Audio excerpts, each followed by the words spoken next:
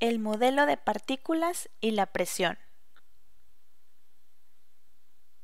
La presión es la magnitud física que expresa la fuerza ejercida por un cuerpo sobre una superficie. Entre más grande sea la superficie sobre la que se distribuye la fuerza, menor será la presión. En cambio, si la fuerza se distribuye en una superficie pequeña, la presión será grande. En el caso de los sólidos, la presión se calcula dividiendo la fuerza, que se mide en newtons, entre el área, que se mide en metros cuadrados.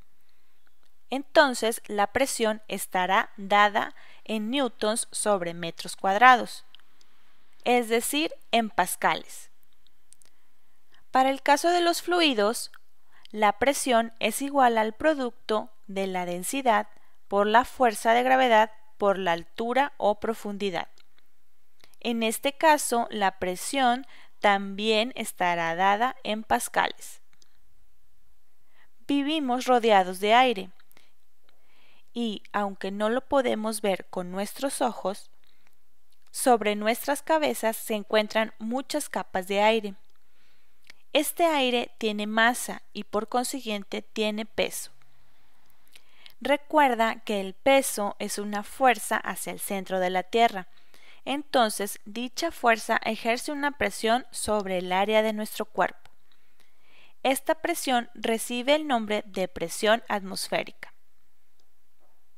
El instrumento utilizado para medir la presión atmosférica es el barómetro. Evangelista Torricelli diseñó el primer barómetro en 1644. Gracias a la investigación de Torricelli se estableció como unidad de presión atmosférica el centímetro de mercurio. La presión atmosférica no tiene el mismo valor en cada lugar de la Tierra. Depende de la altitud, el movimiento de las corrientes de aire y otros factores. Por esta razón, en ciudades de gran altitud como La Paz, Quito, Bogotá y la Ciudad de México, la presión atmosférica es mucho menor que la presión al nivel del mar. La presión hidrostática es la presión que ejerce el agua sobre un cuerpo y es provocada por el peso del agua que se encuentra sobre dicho cuerpo. La presión hidrostática no depende de la cantidad de líquido, sino solo de la profundidad. Por ejemplo, sentirás la misma presión en tus oídos cuando te sumerges a una profundidad de 2 metros en una alberca o en un gran lago. Ahora veamos el principio de Pascal. Pascal enunció el principio que lleva su nombre, el cual nos dice que la presión aplicada a un punto de un fluido estático e incompresible encerrado en un recipiente se transmite íntegramente a todos los puntos del fluido. Una de las principales aplicaciones del principio de Pascal es la prensa hidráulica. Este dispositivo permite amplificar la intensidad de las fuerzas y es utilizado para elevar objetos pesados.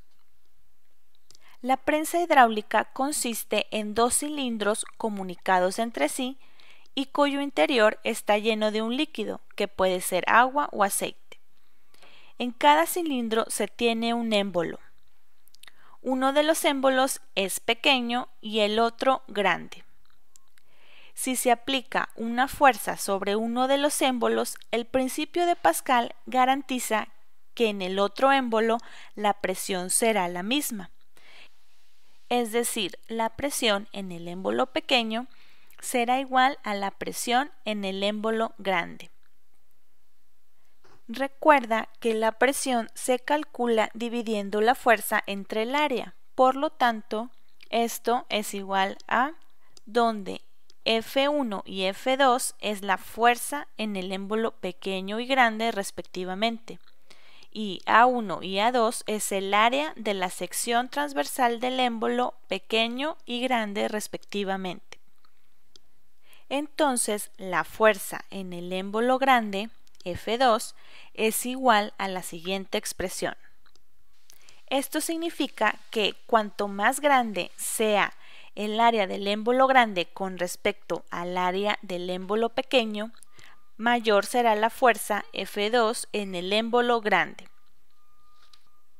Entonces, la fuerza F1 que tenemos que aplicar para levantar un objeto que pesa F2 será mucho más pequeña. Hasta ahora hemos aprendido cómo se calcula la presión. Conocimos acerca de la presión hidrostática y atmosférica y aprendimos el principio de Pascal y una de sus principales aplicaciones.